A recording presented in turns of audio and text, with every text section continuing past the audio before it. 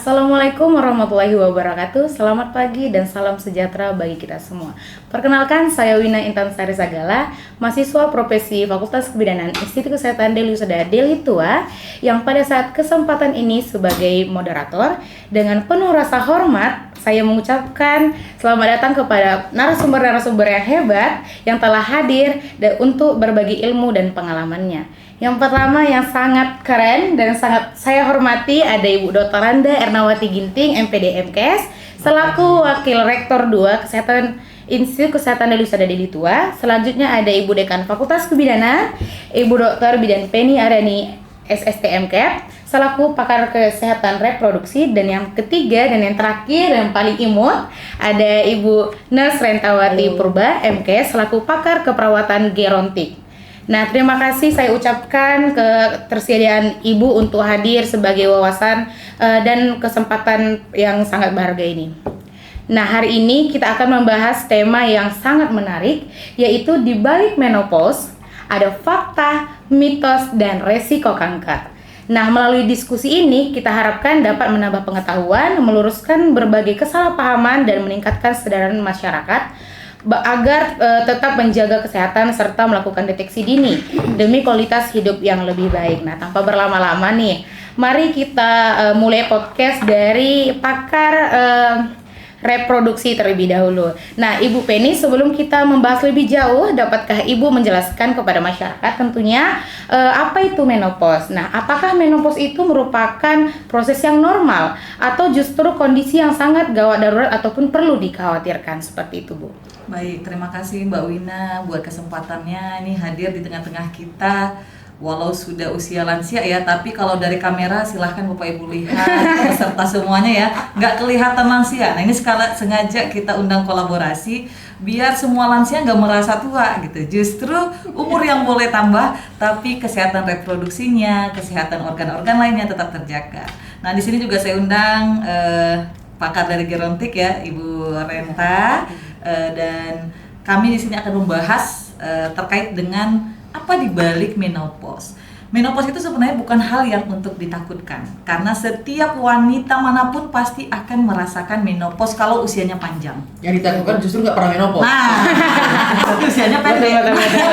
Yang suka menopause, betul. Nah, usia pendek. Jadi menopause itu memang ya kalau dibilang kalau sudah 12 bulan berturut-turut tidak haid atau menstruasi, maka dia masuk ke dalam fase menopause. Nah, seringkali menopause ini menjadi momok bagi masyarakat luas, apalagi ibu-ibu ya. Ada momok takut sama suaminya, ada momok takut dengan persepsi masyarakat, ada momok takut terkait dengan harga diri. Kenapa? Karena ternyata itu normal, teman-teman semua. Jadi menopause itu ada kaitannya juga dengan psikologis. Ketika hormonnya mulai nggak stabil, yang pertama karena estrogen ya. Ketika sel ovum sudah berhenti berproduksi, terus selama 12 bulan, mau nggak mau beberapa organ akan terjadi penurunan fungsi, bukan hilang.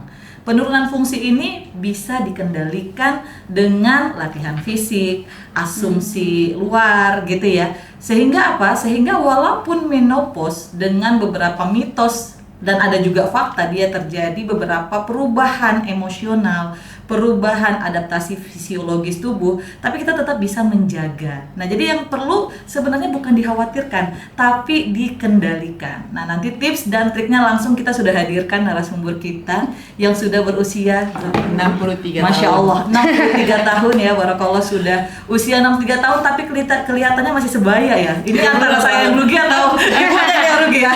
Kamu yang boros. Nah, gitu. Jadi kita boleh sharing-sharing nanti ya. Nah, jadi memang kalau dikaitkan dengan cancer ya, kenapa cancer itu paling sering terjadi pada menopause? Ya karena memang terjadi penurunan fungsi tadi, Bapak Ibu. Ketika terjadi penurunan fungsi, yang paling utama adalah hormon estrogen yang dia dihasilkan dari sel ovum. Mau nggak mau dia berdampak terhadap ginjal, apalagi terhadap kesehatan reproduksi.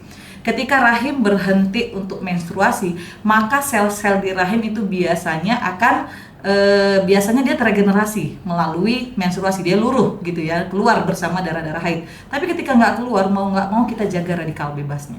Dengan apa? Dengan konsumsi makanan-makanan fitoestrogen gitu ya. Kenapa? Walaupun estrogen nggak dihasilkan dari sel ovum atau sel telur, tetap ginjal kita punya korteks adrenal yang menghasilkan hormon estrogen.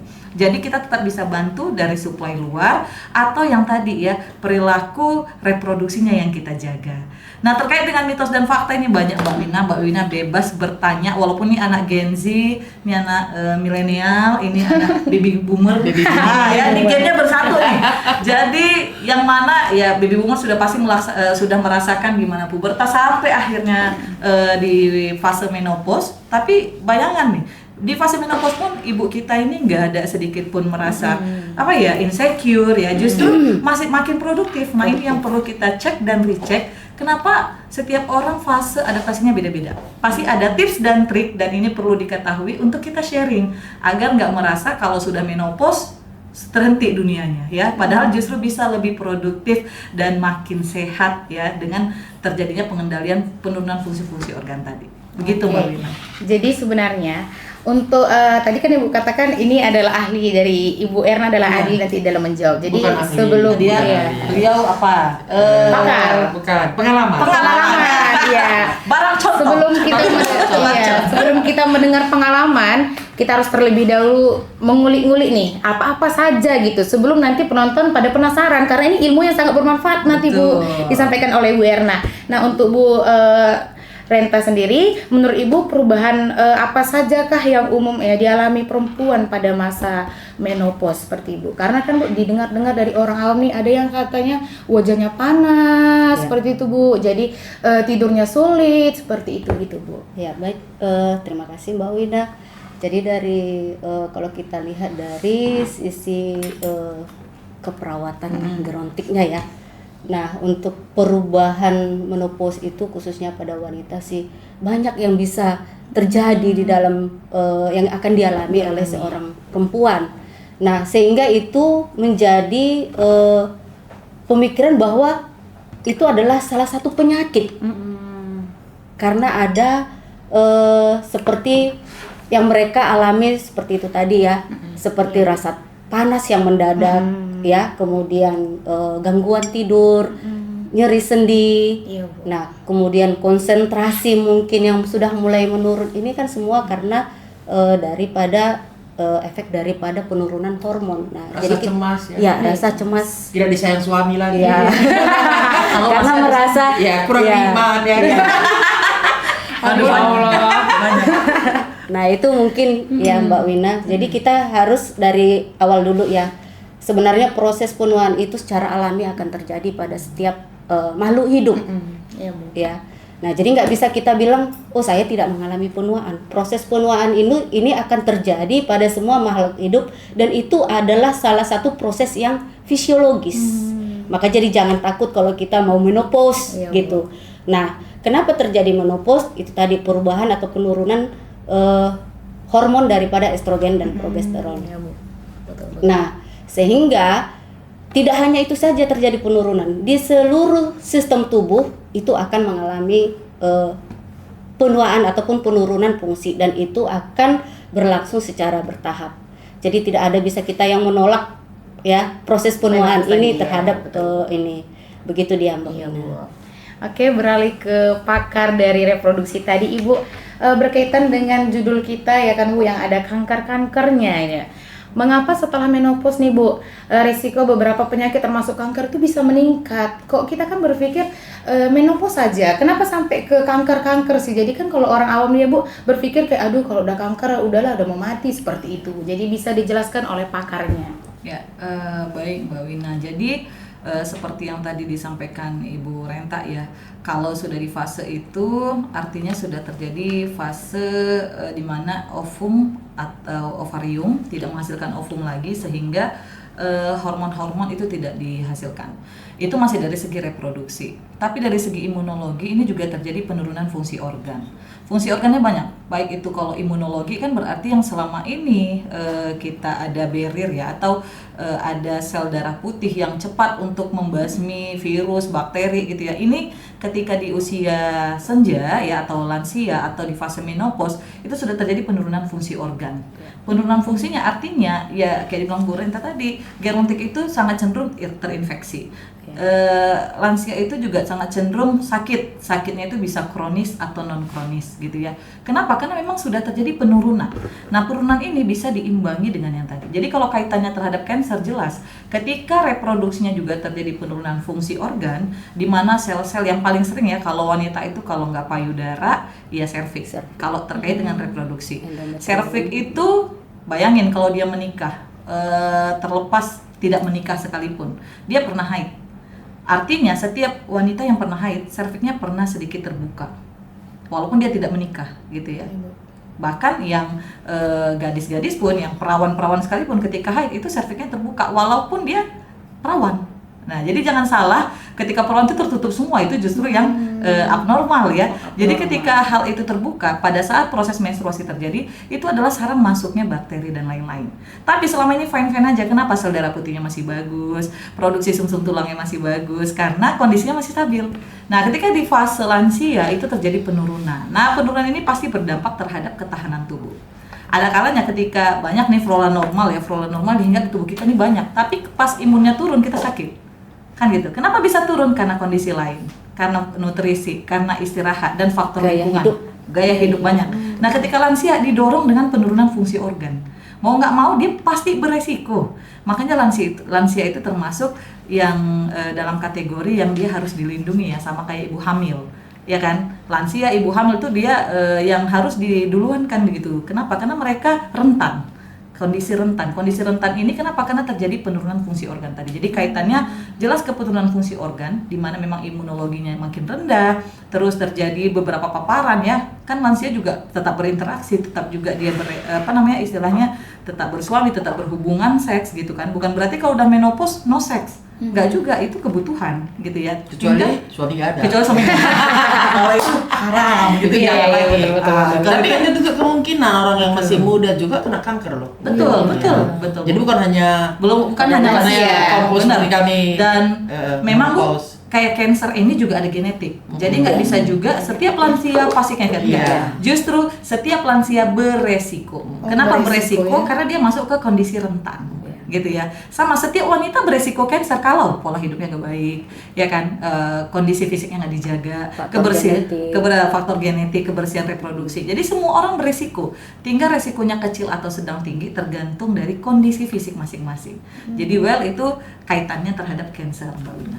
Oh, jadi semua sebenarnya itu continue, jadi berkesinambungan seperti itu kan Bu. Tetapi Bu, banyak ya ibu-ibu yang lansia ini kan Bu, ada yang mengatakan ada perdarahan, artinya dia pada saat menstruasi itu kok lama seperti itu. Apakah macam mana cara kita itu Bu sebagai orang awam nih? Saya meletakkan diri saya seperti seorang orang awam. Bagaimana cara kita itu menentukan itu tuh sebenarnya fisiologi, itu sebenarnya itu nggak perlu dikhawatirkan sebagai ibu lansia seperti itu. Betul. Jadi fase menuju menopause itu ada beberapa. Ada premenopause, ada pramenopause. Biasanya di usia di atas 40 kita tuh sudah mulai terjadi penuaan sel ovarium. Di mana dia tetap haid ya, tapi itu pun tergantung ya. Fase berhentinya haid tiap orang tergantung usia.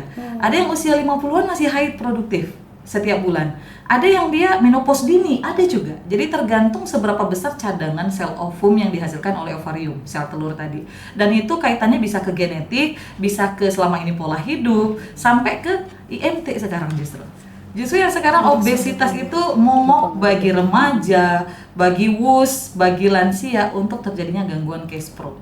Sementara di era zaman sekarang yang serba instan ya, semua produknya tinggi gula, instan. Nah, justru yang dulu-dulu itu kalau kita lihat orang tua zaman dahulu, beliau jarang gitu ya. Mereka jarang terkena ini, cancer. Kenapa? Karena olahan foodnya yang memang alami food gitu ya. Terus rata-rata aktivitas fisik ya kan, mungkin nanti kita bisa sharing nih sama ibu yang sudah berpengalaman ke ladang gitu ya, bekerja dulu tuh. Sekarang sudah beda, dia mageran, duduk, ngafe, ngopi, no activity.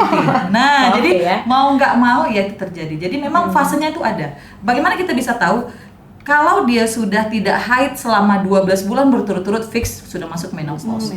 Tapi kalau masuk kadang banyak, nah kapan harus ke dokter nih? Kadang bisa dia PUD, perdarahan uterus disfungsi. Jadi ketika uterusnya sudah mulai dysfunction, terjadi gangguan pada pembukuan darahnya.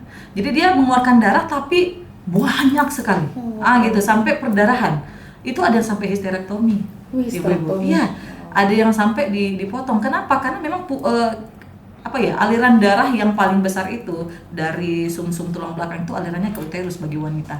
Makanya kalau perdarahan pada saat melahirkan cepat meninggalnya. Kenapa? Dia suplai besar dari aorta. Dan itu memang diciptakan Tuhan, diciptakan Allah tuh untuk suplai ke janin. Karena dia akan membesar selama 9 bulan. Nah, kalau itu terjadi perdarahan di areal itu biasanya langsung konsultasikan. Biasa kita tahu kalau darah haid itu normalnya dia ya paling lama 7 hari ya. Tapi kalau berkelanjutan sampai terjadi keluhan seperti pusing, mata berkunang-kunang, itu sudah terjadi penurunan HB. Sudah terjadi perdarahan yang lebih dari normal. Maka mau nggak mau harus ke kesehatan. Dan itu ditanggung loh sama BPJS. Jadi nggak usah takut ya ibu-ibu kalau sudah merasakan keluhan-keluhan seperti tersebut. Sekarang banyak dunia digital, bisa konsul online, bisa cari tahu sana sini. Jangan dibiarkan, jangan dipendem seolah kita bisa mengatasinya sendiri, tidak. Karena itu tiap individu beda-beda keluhannya. Gitu Mbak Wina. Jadi Bu, sebenarnya Bu, kalau kita udah mengalami keluhan hot flashes ataupun kecemasan seperti itu Bu, tetapi masih haid gitu, masih menstruasi, apakah itu sudah dikatakan menopause Bu? Belum. Tanda menopause tetap sesuai etimologinya itu adalah 12 bulan berturut-turut tidak haid. Dan menjelang itu pasti ada penurunan, pasti ada adaptasi seperti yang hot flash. Tapi itu tadi nggak semua. Nanti kita tanya nih, ibu-ibu, apakah ibu menjelang menopause ada merasakan hot flash? Karena tiap orang beda-beda keluhannya. Ada yang dia cuma gangguan tidur doang, tapi dibawa belanja online dia jadi nyenyak tidur. Itu sepertinya bukan cuma menopause Bu, semuanya Bu dia. Gitu ya. Berlaku semua. Nah, jadi gitu, memang dia ada yang gelisah. Kenapa? Karena jantung berdebar-debar, karena estrogen turun tadi itu memang sangat berefek ke beberapa organ. Tapi nggak semua keluhannya sama Mbak Wina. Jadi ada yang hot flash ya, kalau selama ini mungkin skin barrier-nya bagus, nggak ngaruh, itu nggak terasa emang hot flash itu gimana gitu. Sama kayak keluhan ibu hamil ya. Keluhan ibu hamil ada yang dia bercak-bercak, tapi kalau selama ini skin barrier-nya bagus, terus hormon melanositnya juga nggak terlalu tinggi, ya well aja, glowing aja. Lihat tuh artis-artis, ada yang sampai ini nggak ada kan ya, karena Krisdayanti ya Bu ya, perawatan gitu kan. Jadi memang nggak bisa kita samakan, tapi memang itu secara umum. Jadi kalau ada yang ngeluh, dia bukan sakit, itu normal karena mungkin kondisi hormon yang berbeda-beda gitu. Seperti itu Bu. Kalau beralih ke Bu Renta nih, apakah menurut Ibu peran keluarga itu terutama suami dan anak itu dapat mendukung pada perempuan yang menopause seperti itu Bu? Oke, itu memang sangat penting ya, dukungan daripada keluarga, khususnya suami dan anak ya. Yang pertama itu adalah salah satunya dukungan emosional. Karena kita tahu ya pada saat menopause itu emosional kita itu kan ini ya pasti tidak stabil ya, pasti labil. Swing gitu ya Bu ya. Betul.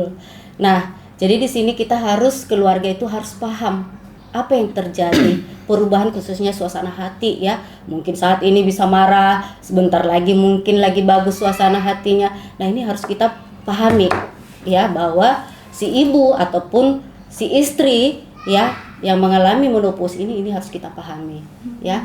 Dan itu adalah salah satu dukungan kita. Kemudian yang kedua adalah dukungan dari gaya hidup ya.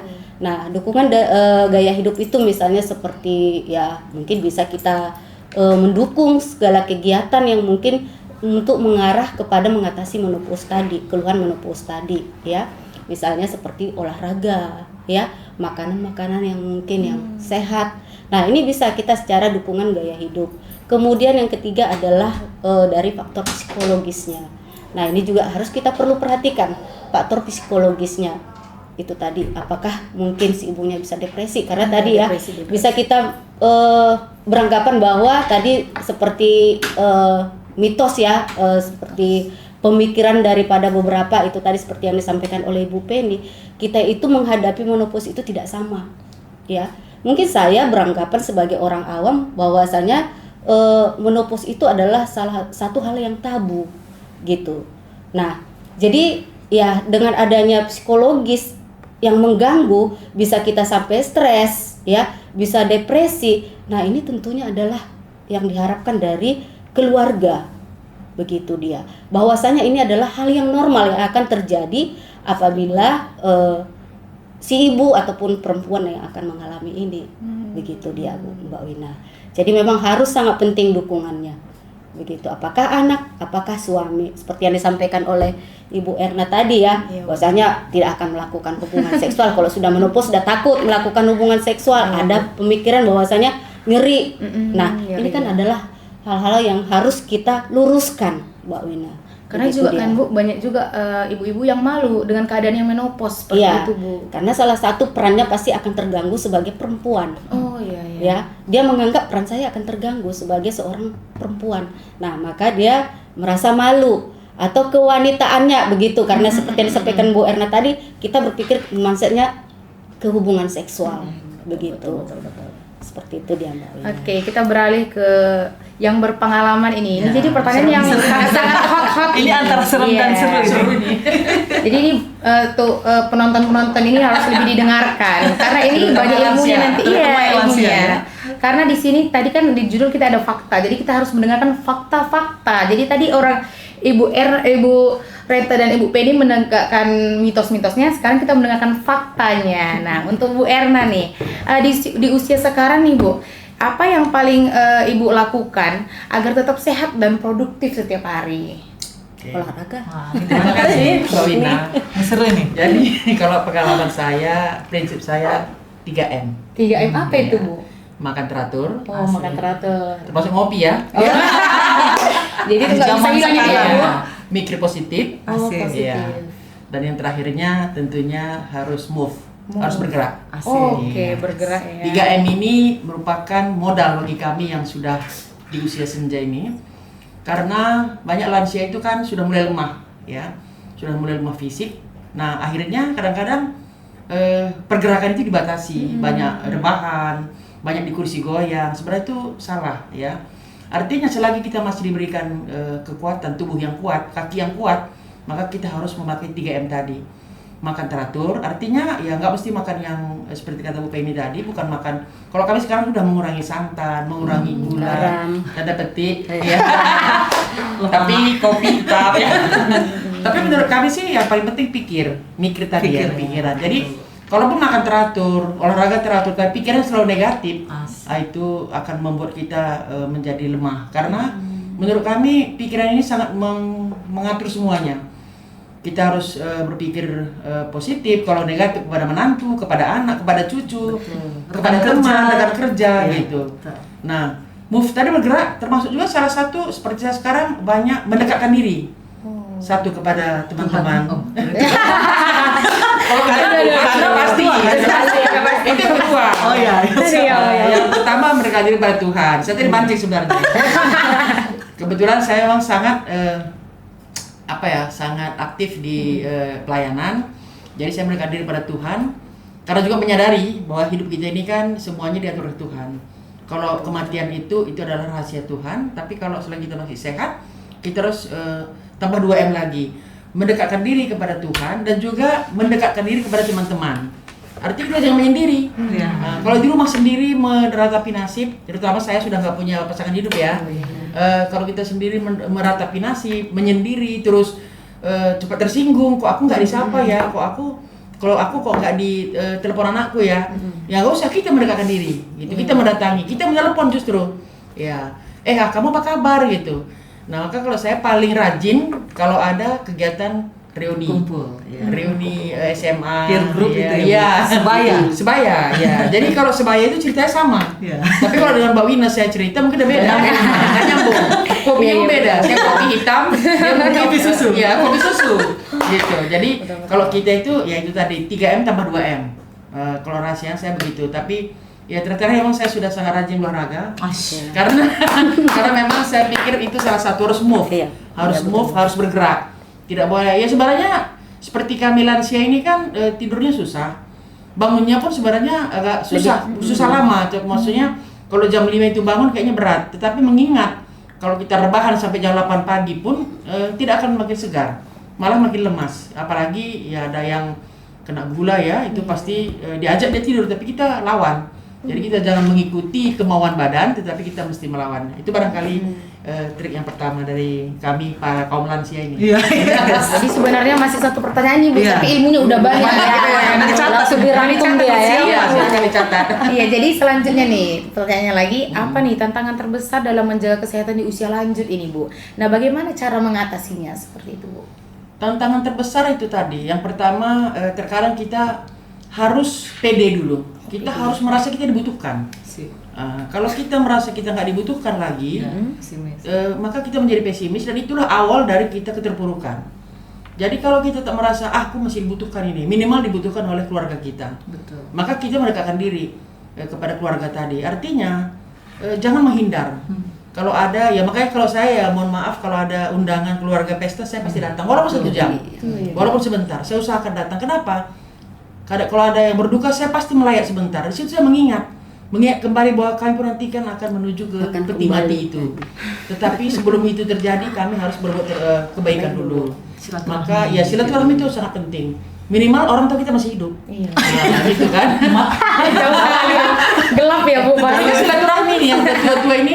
Kadang-kadang kan kita ketemu, kau pernah jumpa si Ano? Kayak udah meninggal dia, padahal masih hidup. Iya, Nah, betul, karena betul, kita nggak pernah betul, nampak. Jadi trik itu yang menurut kami ya berusaha mendekatkan diri. Jangan minimal ya pernah seorang menjadi pimpinan di suatu lembaga, ketika dia sudah pensiun dan sudah tidak lagi memiliki anak buah ataupun anggota, dia kan merasa lu kok nggak seperti dulu. Nah ini berubah misalnya. Harus kita yang menyapa, kita yang mendatangi mereka, kita yang mendekatkan diri. Tetapi dengan catatan ya harus sehat. Karena kalau kita tidak sehat, pasti kita nggak sanggup kemana-mana. Maka intinya tadi yang pertama tadi harus memiliki kesehatan tubuh. Dan kesehatan tubuh ini harus dijaga supaya kita masih bisa beraktivitas. Karena kalau kita beraktivitas pun memberatkan orang lain, misalnya kita udah kursi roda, pakai tongkat, kita turun mobil aja mesti dibantu oleh 3-4 orang, ini kan memberatkan orang lain juga. Maka kita harus bisa mandiri, ya. Tetapi ya itu tadi kita harus mampu menerima keadaan. Karena keadaan tua ini kan semua orang akan mengalaminya kalau dia diberikan Tuhan waktu untuk tua. Karena ada juga orang nggak sempat tua. Iya, kan betul. gitu ya. Maka bersyukurlah mengalami mengalami proses seperti kata Bu Penny tadi, menopause dan segala macam. Kita bersyukur masih diberikan Tuhan kesempatan untuk ke situ. Maka itu salah satu anugerah dan harus kita syukuri, kita mengikutinya fase-fase itu. Gitu, Ya, jadi sebenarnya saya izin bertanya nih, untuk menopause kan pasti sudah Ibu lalui. Apakah tanda-tanda seperti yang tadi sudah dikatakan itu memang seluruhnya itu berada pada Ibu atau hanya ada beberapa nih? Jadi supaya penonton pun yang hanya aku cuman panas di wajah seperti itu Bu, dia nggak merasa oh berarti aku yang beda ya seperti itu Bu. Terus terang setelah disampaikan Bu Penny tadi, saya justru lupa saya kapan. Berarti udah terus ya. Bahaya nih. Saya Bisa lupa. terbantah teori. Tadi katanya panas wajah, sedih, Nih, kan gemetar, jelas. gangguan tidur. gangguan tidur, malah saya Lebih nggak nyenyak gitu ya, merasakannya, Bu? lebih nyenyak gitu.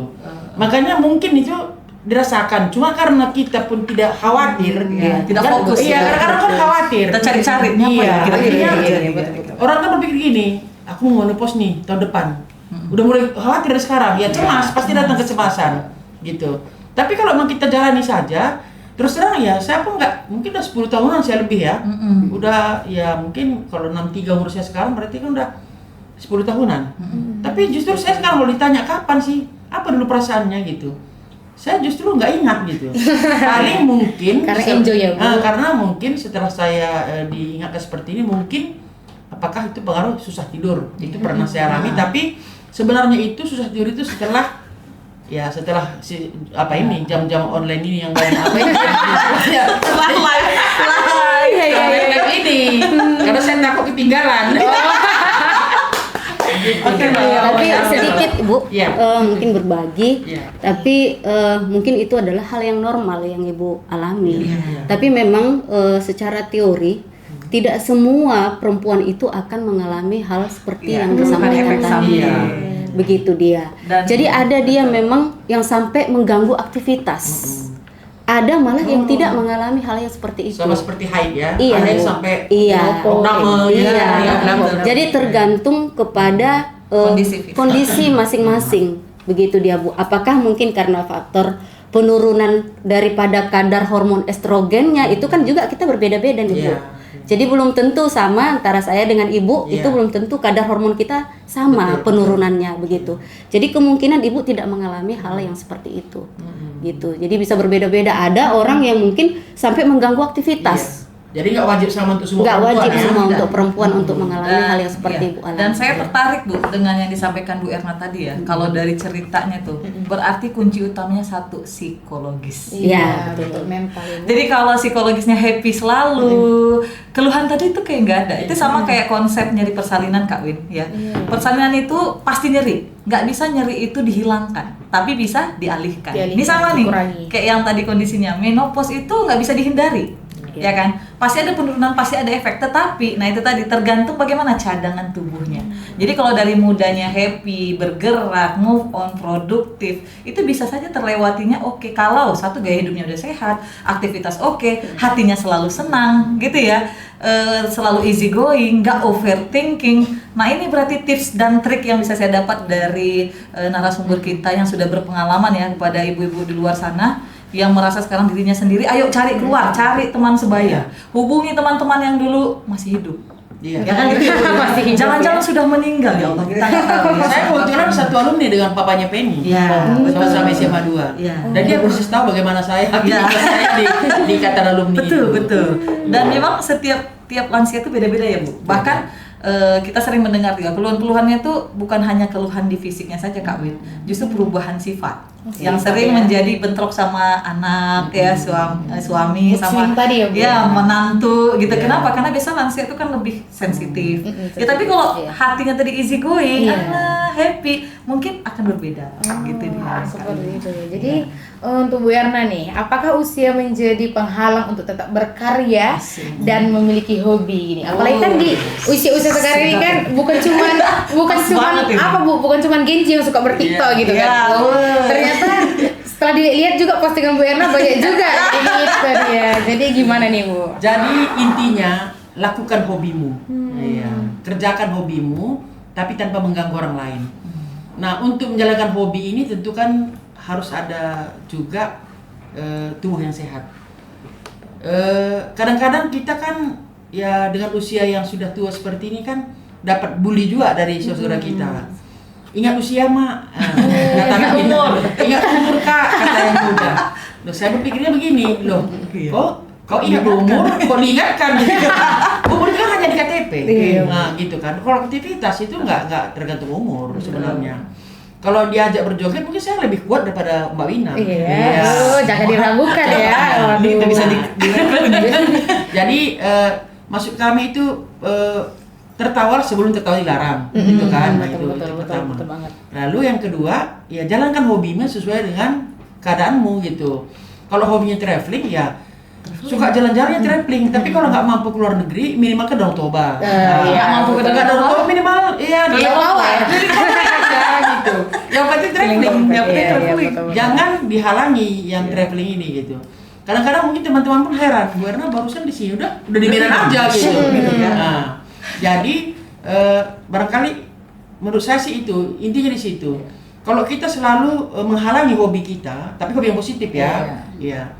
Kalau kita menghalangi hobi kita itu akan membuat tubuh kita ini merasa nggak dihargai lagi gitu. Self rewardnya. Iya, tubuh ini perlu dihargai juga.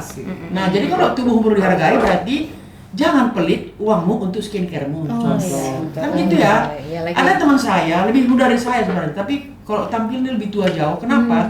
Dia kaya loh, lebih kaya jauh dari yang saya kenal yang lain gitu. Tapi tampilannya jauh lebih tua. Kenapa? Dia untuk diri sendiri pelit. Untuk saya ajak aja dia untuk kerimbat itu kan hal sekecil, itu sekecil kan untuk perempuan itu. Iya, betul, Kerimbat itu kan. Maksud saya supaya sehat. Kulit kepala kita perlu sehat loh Kak.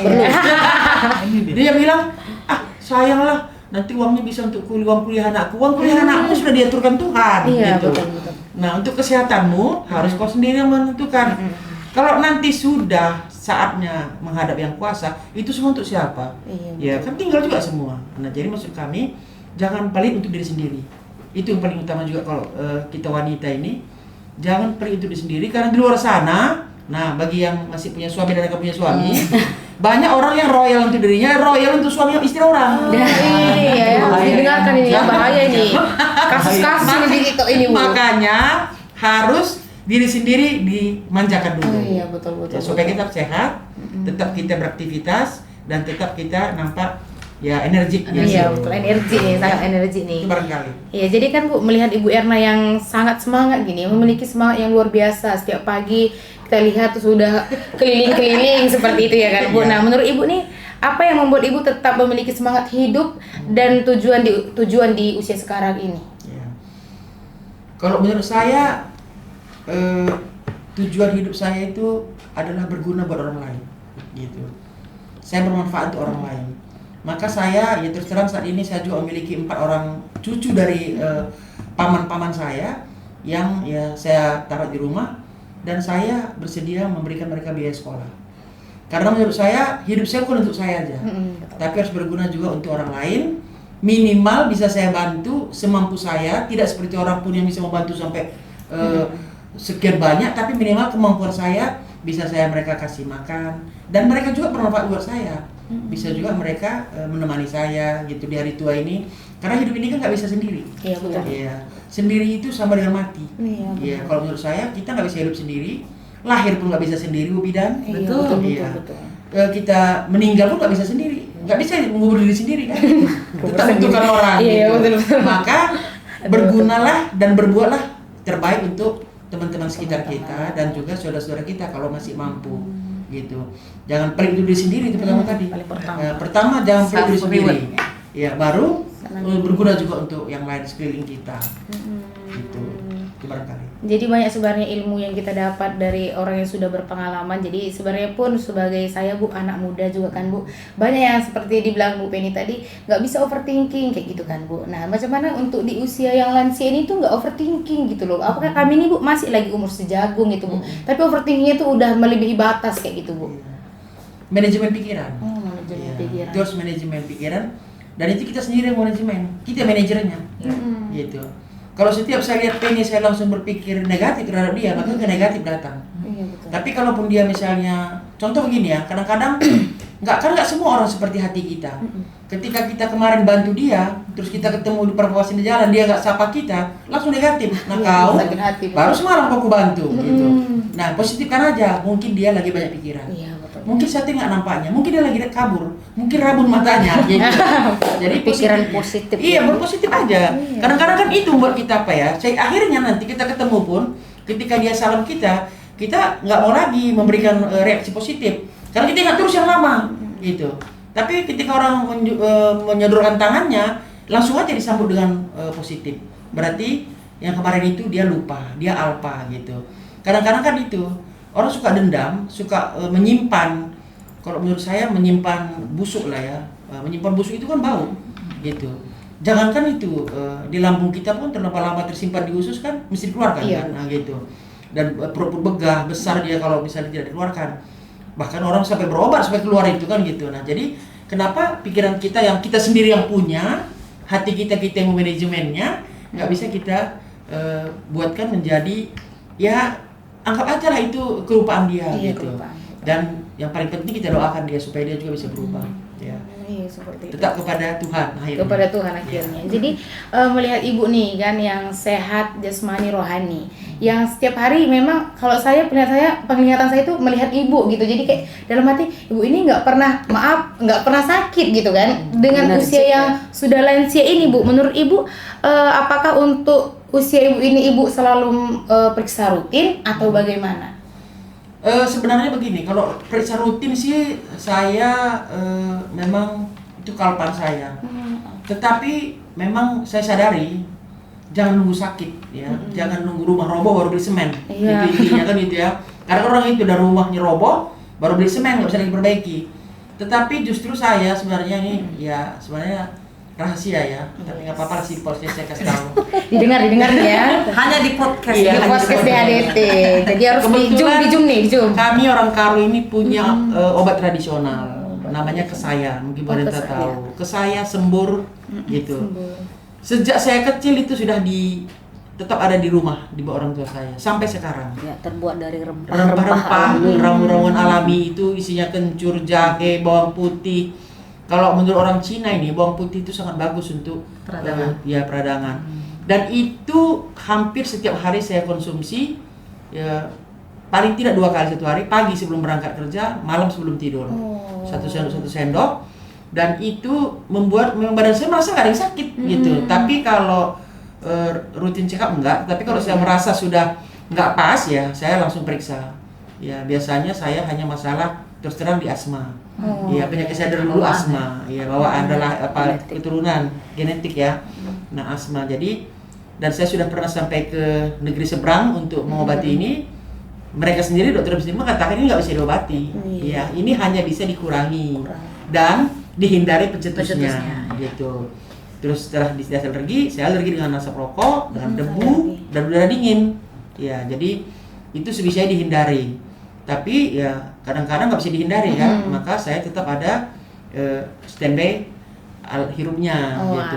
Jadi kalau check up itu penting. Kalau menurut ibu-ibu yang lain itu saya rasa penting ya. Rutinlah ke dokter atau ke puskesmas kalau kita tidak bisa ke dokter, minimal ke puskesmas karena menurut kami mencegah jauh lebih baik daripada mengobati. Keren banget. Tapi ini masuk jadinya nih Kak Wina. Jadi kalau yang kayak dibilang ibu, walaupun nggak check up, walaupun nggak rutin berobat ya, tapi ibu kita ini sudah bisa mengenali diri. Ketika nggak nyaman, oke fine, aku harus kasih yang nyaman. Nah, self reward tadi, yang kedua komplementer budayanya Kak Win. Jadi tiap budaya itu dia punya unggulan-unggulan produk herbal. Selagi memang nggak ada keluhan ya, dan itu biasanya itu digunakan untuk preventif Kak. Untuk preventif karena juga itu turun temurun tuh. Nah, ini juga bisa nih dicontoh ya. Kalau di Jawa itu dia jamu. Kalau di Karo itu kesaya gitu ya, sembur, kuning. Nah, kalau di Batak mungkin ada lagi gitu. Jadi ibu-ibu yang mungkin satu lagi minyak karo. Karo yang paling terkenal itu ya kan. Ini karena kita di Sembiring ya. Saya tiap malam minyak.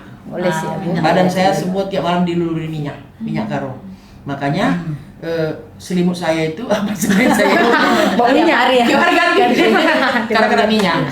Dan itu self rewardnya ibu. Nah, ada orang yang kayak tadi Kak Win, ada orang mungkin yang kayak ibu bilang ya, dia nggak suka berkerimbat, mungkin self rewardnya memuliakan anak. Itu bagi dia self reward. Jadi memang kita nggak bisa samain Kak Winnya di situ. Cuman intinya gini, jangan sampai melukai diri sampai nggak tahu diri ini butuhnya apa. Kayak yang dibilang ibu tadi. Itu dia Kak Win. Oke nih untuk ibu yang bertiga nih. Nah, menurut ibu nih apa sih kebiasaan sehat yang bisa diwariskan kepada kaum Genji, kepada anak ataupun cucu yang supaya mereka tetap sehat nanti menuju lansia? Dari ibu suhu dulu. Kalau menurut saya yang penting pertama makan, pola makan harus sehat gitu. Anak Genji sekarang kan ya semuanya tinggal di sini aja letaknya, langsung datang, dan itu semua tidak sehat. Kalau menurut saya ya, banyak tidak sehat, bukan semua ya, banyak tidak sehat. Kalau saya sendiri sebenarnya di rumah ya, karena memang dari dulu pun orang tua saya tidak pernah pakai penyedap ya, dan sekarang pun saya wariskan. Jadi kami tidak pernah pakai penyedap, dan kalaupun di sekeliling rumah saya itu banyak jualan ya, dan enak-enak ya, ada ayam, ada apa segala, tapi kalau di rumah saya setiap hari wajib masak dan no micin setiap hari. Itu pertama makan. Yang kedua, saya juga mengajari yang di rumah saya tinggal sekarang supaya mulai olahraga, minimal jalan. Karena itu saya sanggup. Saya kan sanggup jalan kaki aja sekarang ya. Kalau lari mungkin nggak sanggup kalau dengan usia seperti ini. Tapi dulu saya waktu mahasiswa main bola voli loh. Saya semester. Semester. Saya berdiri saja udah tinggi ya. Waktu mahasiswa ya saya semester pemain bola voli ya, dan pernah juga pemain bola kaki. Bola futsal kaki ya. Wanita, bola kaki wanita. Nah, jadi yang kedua olahraga itu sangat ya, karena tubuh kita ini kan butuh apa ya, butuh pergerakan ya. Jadi kadang orang kan saya sangat kasihan melihat orang, loh kenapa masih tidur, nggak enak badan. Kalau menurut saya nggak enak badan itu justru ada gejala nggak bagus itu gitu. Jadi menurut kami itu 3 itu tadi. Yang pertama pola makan, yang kedua olahraga teratur, dan yang ketiga Gerak. ya olahraga udah gerak. Ya. Manajemen pikiran ya. Manajemen pikiran agak susah sebenarnya. memanajemen pikiran. Kadang-kadang kan kita selalu dihantui, selalu ya terkiri kanan kan ada yang baik dan negatif. Iya, Negatif betul. selalu bilang ngapain lu mengapain dia, ngapain, untuk apa gitu. Kau itu dibully loh, kok jangan, nggak usah gitu. Nah kalau kita iakan itu maka kita akan mulai masuk kepada keterpurukan tadi gitu. Jadi banyak ilmunya ya Bu. Jadi seperti saya pun yang sering overthinking sekarang berpikir, oh iya, jadi Iya. nanti cepat tua dong kalau misalkan overthinking terus gitu Bu. Kadang orang Win Iya, Bu. udah ada masalah nggak bisa tidur. Oh iya iya. Saya iya, kalau iya, ada masalah, saya berdoa, Mm-mm. saya nonton sebentar TikTok dan tidur. Tidur. Nggak saya pikir ada masalah tadi gitu. Kadang kan gitu. Saya nggak bisa tidur tadi malam, kenapa? Kepikiran lo ngomongan Mama Sian gitu gitu. Loh, ngomongan yang mana? Yang dibilangnya semalam. Apa kau? Sok kali kau beli kulkas baru kau.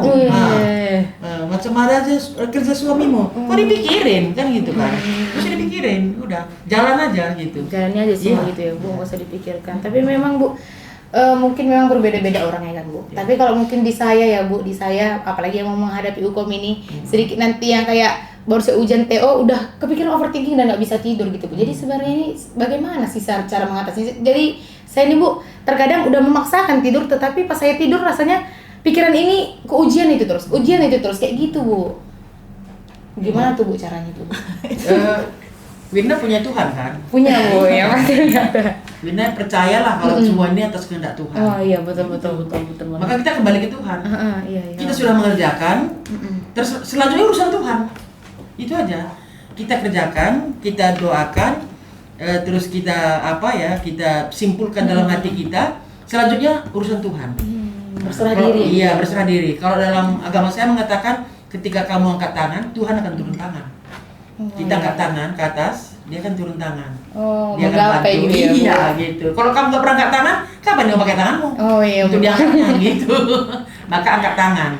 Oke, jadi menurut ibu-ibu nih dari pertanyaan Oke, saya tadi. kalau saya mungkin lebih mengarah kepada edukasi cerdik, Edukasi ya, cerdik. itu hampir sama dengan yang disampaikan oleh Ibu Erna.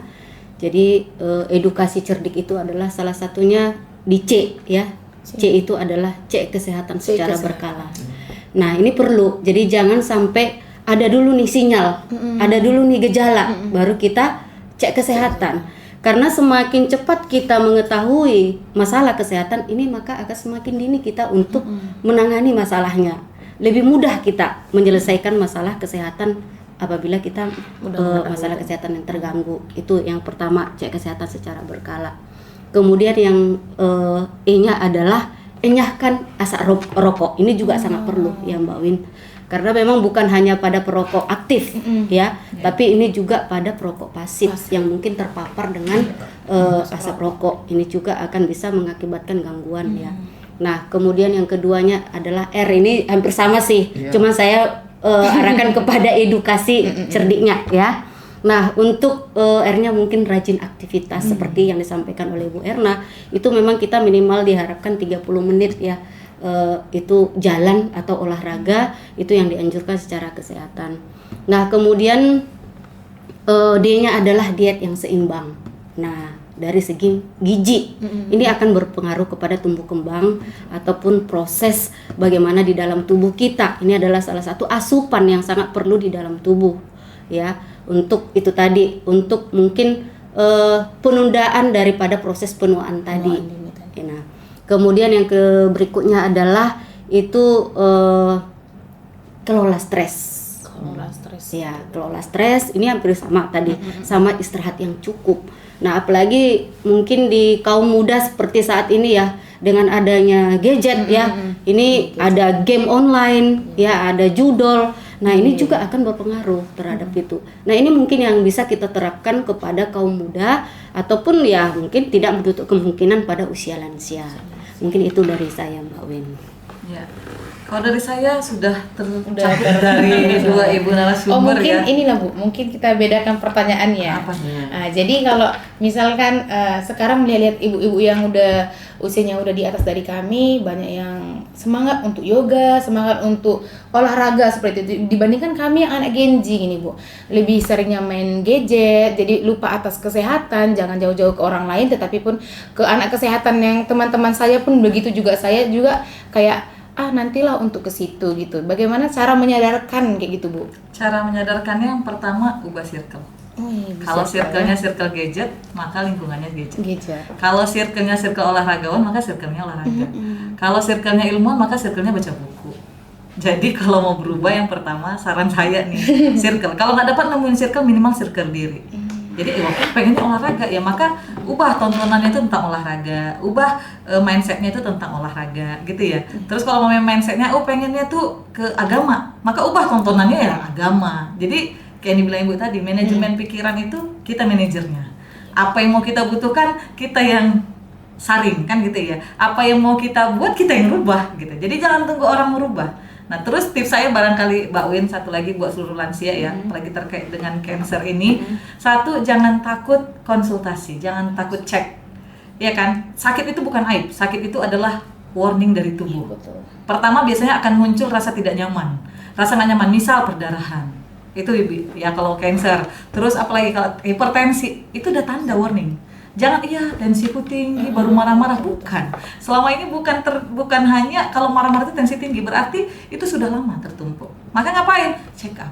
Jangan biarkan tubuh juga udah warning terus kita aben. Nah, itu namanya nggak self reward lagi, Mbak Win. Nah, terus yang terakhir, jangan semuanya merasa bisa dilakukan sendiri kayak yang dibilang ibu-ibu kita tadi. Kita adalah manusia biasa, kalau nggak mampu serahkan sama yang di atas. Jadi nggak usah semua dipikirin, nanti ini bakal mati, aku ada keturunan cancer, aku begini, jalanin aja, yang penting fokusnya di kita. Yang terakhir kita tadi berserah aja ya, berserah ya Allah, atur aja. Yes. Karena nggak semuanya kita mampu mengatasi sendiri, gitu. Iya, kayak gitu, Bu. Jadi Bu, menurut Ibu yang telah pakar-pakar ini, Bu, apakah edukasi mengenai menopause di Indonesia ini sudah cukup? Nah, ataukah masih banyak perempuan yang belum memahami perubahan yang akan dialaminya? Sebenarnya kalau cukup dibilang ya masih banyak pula yang sakit ya gitu ya Bu. Tapi kalau misal dibilang kurang informasi, sudah banyak banget. Tinggal tinggal ini nih sama-sama nih sharing ya, kayak ini tadi, dukungan keluarga, ayo. Kalau lansia itu, ayolah Bu, gadgetnya ya namanya beralih ya. Masih syukur ada ibu-ibu gen milenial, gen baby boomer yang sudah mengikuti tren gitu ya, lihat TikTok, mau nggak mau kan edukasi terpapar. Tapi bayangkan kalau lansia-lansia yang di kampung-kampung Kak Wina, yang sinyal terbatas, yang dia masih menganut sistem yang ya kok ibu rumah tangga nenek ya dia mau ngasih cucu, mau nggak mau dia terkungkung tuh. Nah di situ peran siapa? Peran masyarakat, peran keluarga, peran tenaga kesehatan. Makanya ada Posbindu ya kan, ada Posyandu terintegrasi lansia, kader-kader, ya itu didukung lah, karena nggak semuanya kalau mungkin nih karena ibu narasumber kita nih lansia modern gitu kan. Betul. Kalau kita ke kampung-kampung pedalaman yang dia cuma lihat ladang, tapi itu pun dia happy loh gitu. Terus yang kasihannya lagi nih, yang udah dia lansia, dia KDRT, dia beban psikologis, tapi dia masih bertahan. Yuk siapa kalau nggak kita, ya kan? Jadi ya saling bantu, saling sharing. Sekarang kekuatan netizen tuh kuat, ya kan? Kalau ada yang disorot sini, itu pasti dukungan luar biasa loh dari perempuan. Betul. Satu aja dia kena kasus KDRT, semua komen tuh, dan itu bisa naik ke hukum. Nah dari sini mungkin kita bisa memaksimalkan peran informasi ini. Iya, seperti itu. Mungkin yang terakhir nih. Nah, jika boleh memberi pesan nih, Bu, kepada orang yang lebih muda daripada Ibu, apa satu kebiasaan yang harus dimulai sejak sekarang agar tetap sehat saat menjadi lansia nanti? Iya, jadi kalau pesan saya buat ibu-ibu yang masih muda, investasikan kesehatan dari sekarang.